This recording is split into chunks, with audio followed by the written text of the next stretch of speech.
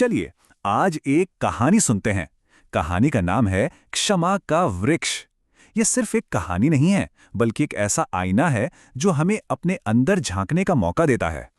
एक सवाल है, कभी सोचा है इस बारे में, असली ताकत किस में है, गुस्से में या फिर माफ कर देने में? ये कहानी हमें इसी सवाल के जवाब की तरफ ले जाती है। कहानी का जो मुख्य पात्र है उसका नाम है देव। और देव की जिंदगी में गुस्से ने अपनी जड़ें बहुत गहरी जमा ली थीं। तो ये जो देव था, एक ऐसा नौजवान था जिसका गुस्सा हमेशा उसकी नाक पर रहता था। गांव में लोग उसे उसके तेज और गुस्सैल स्वभाव से ही जानते थे। और उसका गुस्सा बस मन में नहीं रहता था, जरा सी बात पर वो ऐसे कड़वे बोल बोल देता था जो सीधे जाकर दिल पर लगते थे, किसी तीर की तरह। लेकिन बात सिर्फ इतनी नहीं थी। ऐसा नहीं कि वो पत्थर दिल था। जब गुस्से का तूफान शांत होता तो उसे पछतावा भी होता था, पर उसके अंदर जो अहंकार था ना, वो इतना बड़ा था कि माफी जैसा शब्द उसकी जुबान पर आ ही नहीं पाता था।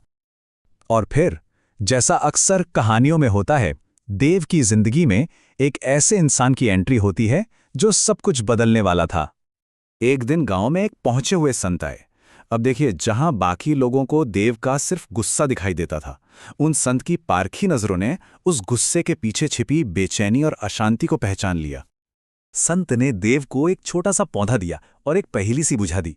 बोले, बेटा, इसे अपने आंगन में लगाओ, और जब ये एक बड़ा पेड़ बन जाएगा ना, तो तुम्हारे मन में जो भी सवाल हैं उनका जवाब तुम्हें खुद ब खुद मिल जाएगा। देव कुछ समझा नहीं, पर उसने संत की बात मान ली।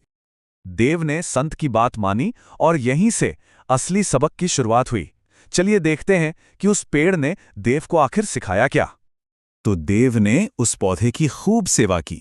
दिन बीते, महीने बीते, साल गुजर गए, और वो नन्हा सा पौधा एक बड़ा, घना और खूबसूरत पेड़ बन गया।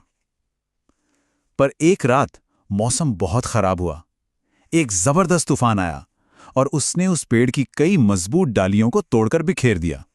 तूफान रुका ही था कि देखिए, वो संत गांव में लौट आए। उन्होंने देव को उस टूटे हुए पेड़ के पास मायूस खड़े देखा और उससे एक ऐसा सवाल पूछा जिसने सब कुछ बदल दिया।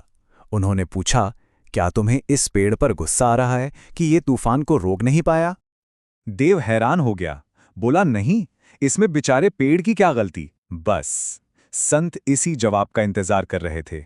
वो मुस्कुराए और बोले, देव, तुम्हारा गुस्सा भी इस तूफान जैसा ही है। ये तुम्हारे मन की जड़ों को कमजोर करता है, उन्हें जला देता है। और क्षमा उस पानी की तरह है जो जड़ों को और गहरा और मजबूत बनाती है और मन को ठंडक देती है। संत की ये बातें देव के दिल में उतर गईं। अब देखते हैं कि इस समझ ने उसकी जिंदगी को कैसे बदला। और बस उसी पल देव को सब समझ आ गया, जैसे दिमाग में कोई बत्ती जल गई हो। उसे एहसास हुआ कि असली ताकत चिल्लाने में नहीं, बल्कि शांत रहने में है। असली शक्ति गुस्से में नहीं, माफ कर देने में है। और ये सिर्फ एक ख्याल नहीं था, देव ने इसे अपनी जिंदगी में उतारा। सबसे पहला काम उसने ये किया कि वो उन सब लोगों के पास गया जिनका उसने दिल दुखाया था, और उनसे माफी मांगी। इस एक कदम ने उसके टूटे हुए रिश्तों को फिर से जोड़ दिया, और बदले में उसे जो मिला वो अनमोल था, मन का सुकून। तो इस पूरी कहानी का निचोड़ क्या है?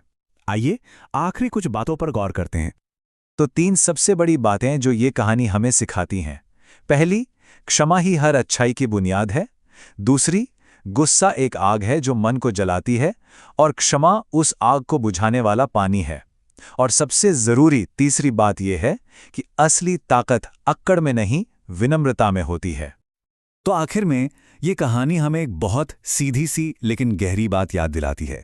झुकता है वही असल में मजबूत होता है। अगली बार जब गुस्सा आए तो क्या वो पेड़ याद रहेगा और झुकने की ताकत को चुना जा सकेगा? ये सोचने वाली बात है।